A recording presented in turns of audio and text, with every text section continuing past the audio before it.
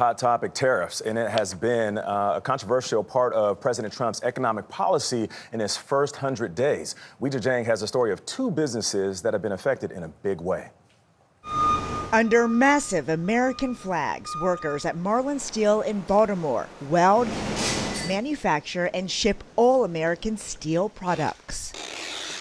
Everything is made in USA here. 100% made in the USA. We're only using American steel. A point of pride for owner Drew Greenblatt has turned into a huge selling point, thanks in part to President Trump's tariff policy. We're hiring talent. We're buying equipment. This is real. So you're placing a big bet that President Trump's tariffs are going to work. This is no bet. This is a layup. The United States has lost nearly 7 million manufacturing jobs since hitting a peak in 1979, a 35% decline. So what else you got cooking here?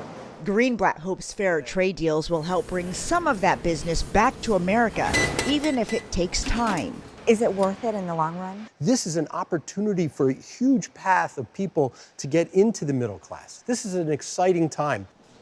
That optimism echoed Trump's own when he announced high tariff rates on a majority of countries earlier this month. This will be indeed the golden age of America. It's coming back. But soon after, the White House pressed pause until July in order to hammer out individual trade deals.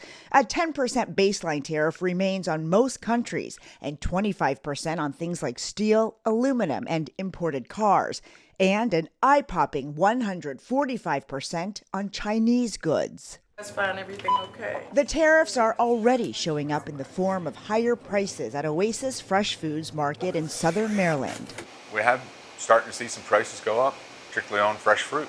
Mark and Maryland Steele opened this grocery store just 6 months ago in what used to be a food desert. Their customers now depend on them for access to fresh food.